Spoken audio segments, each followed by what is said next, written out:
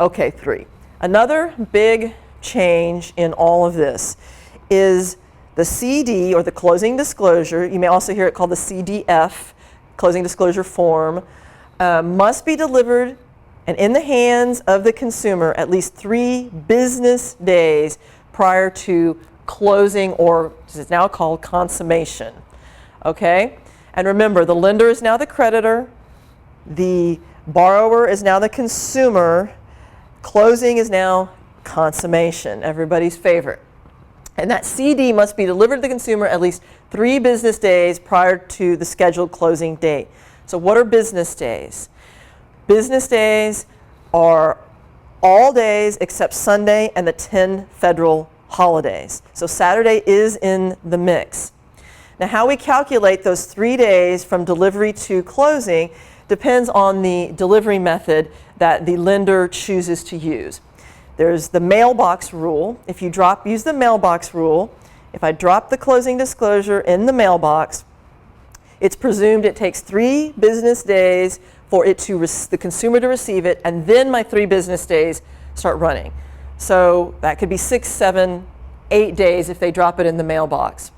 If I hand deliver it, I walk up to the consumer and I hand it to them, and they sign and say, we've got it, then those 3 days start to run immediately.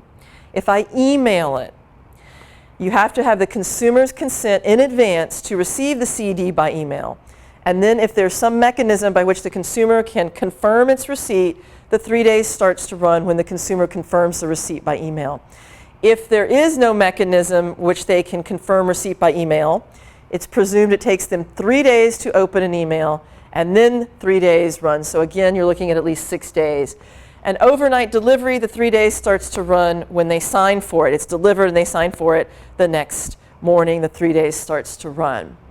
It's important to remember that 3 days does not mean 72 hours. It means 3 days. So if it's delivered at 4 p.m. on Monday, you don't have to wait till 4 p.m. on Thursday, a full 72 hours. You can still close Thursday. It's important to note. Now, why is this such a big change? Because what this means is essentially the closing disclosure has all the information on it that a HUD-1 settlement statement has on it. So we have to have all of the information, we and the lender, title company and lender, have to have all of the information to essentially prepare a HUD-1 well in advance of the closing date.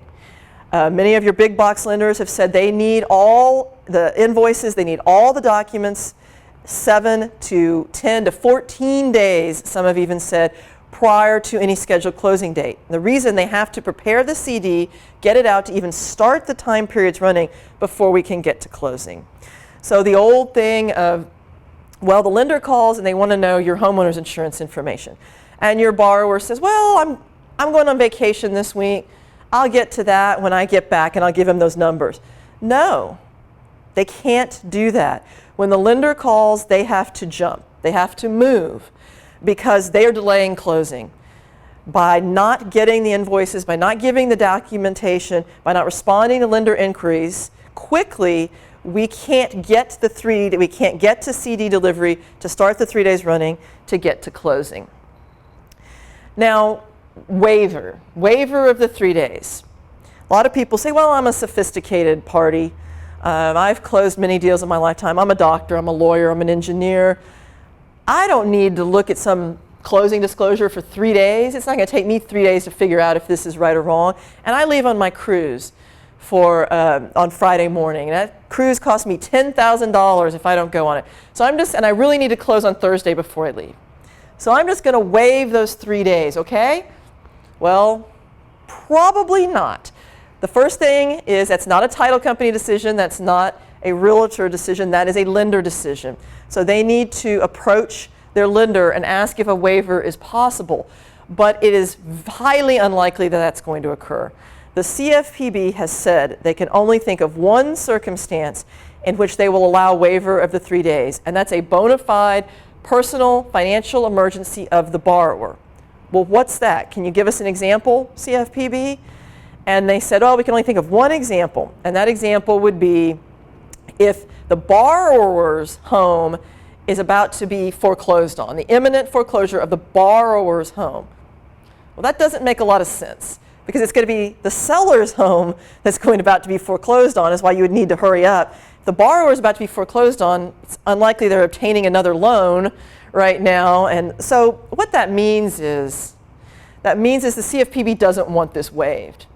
Okay? And many of the bigger lenders have told the smaller mortgage brokers and the smaller lenders that they do business with, if you waive the 3 days, we will not buy your loan in the secondary market. So that's that. That pretty much ends that question right there.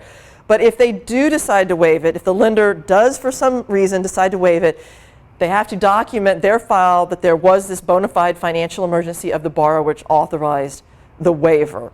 Okay? Also, delivery of the CD. Can you use a power of attorney to accept delivery of the CD? Most likely, no.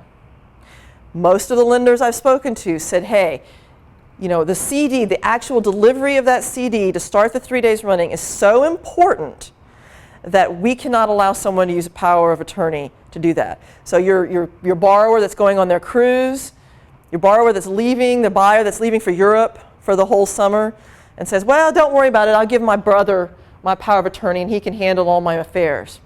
Well, you better talk to the lender right away, because that probably isn't going to work for delivery of that closing disclosure. It may work for the ultimate signing of all the loan docs. At the closing, it may not. Again, lender talk, but it's highly unlikely that the use of a power of attorney will be acceptable for delivery of the CD. And you'll see when we get to the penalties and fines section why these lenders are going to be so cautious about making sure that they're complying with all these rules.